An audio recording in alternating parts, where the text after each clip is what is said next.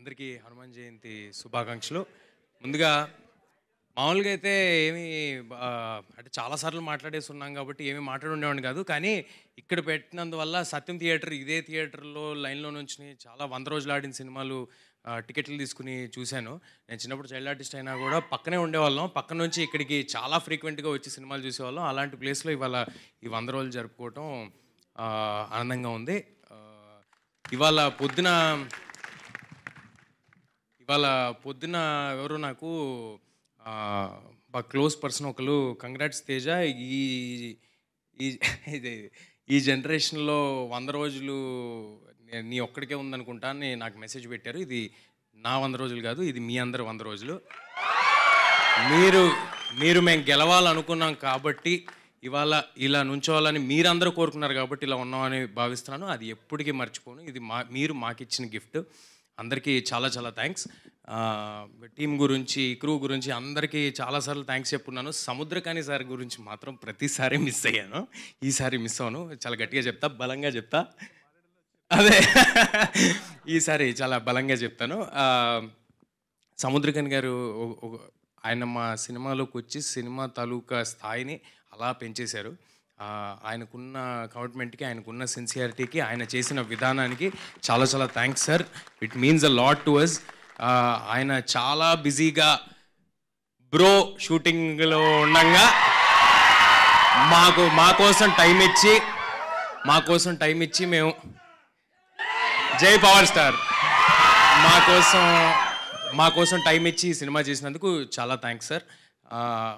ఇక ఒక ఇద్దరు గురించి చెప్పాలి అంటే, ఇక్కడ కొంతమంది కిడ్స్ ఉన్నారు, యూత్ చాలామంది ఉన్నారు. వాళ్ళందరికీ ఏమైనా ఉపయోగపడుతుందేమో.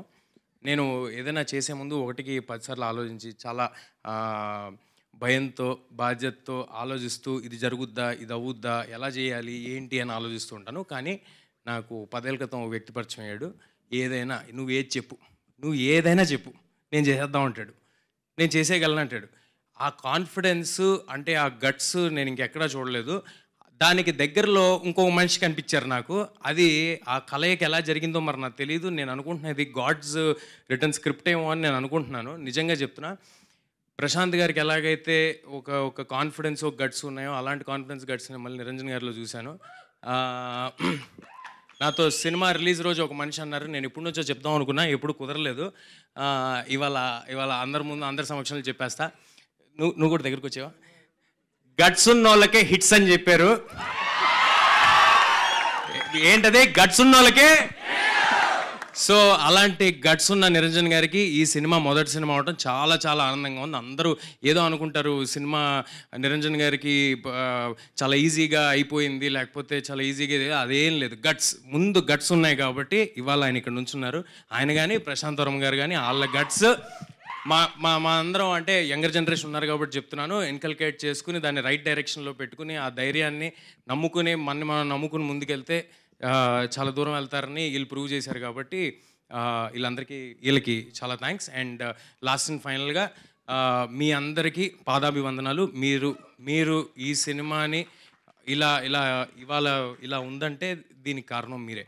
Thank you everybody.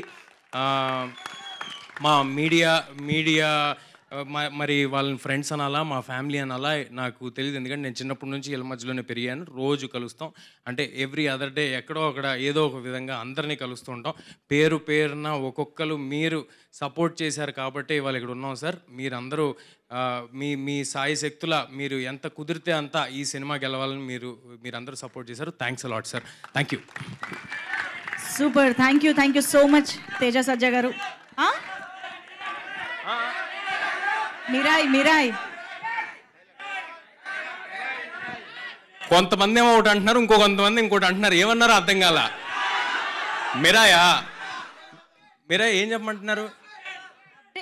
ఉన్నాయి కదా గురు, టీజర్ వేసాం, గ్లిమ్స్ మళ్ళీ అప్పుడే అప్డేట్. క్లైమాక్స్ తెలిసి చెప్పామంటారా మీరే? మీరాయ్ కూడా అది అదిరిపోద్ది, చాలా బాగుంటుంది. అదంతా నేను చెప్పనండి. చాలా జాగ్రత్తగా కష్టపడి చేస్తానని చెప్తాను. అది నా చేతుల్లో ఉంది. అదొక్కటి మాత్రం నేను చేస్తాను. ఆఖరి వరకు ఆ సినిమా కోసం కూడా ఇలాగే పోరాడతాం. Thank you.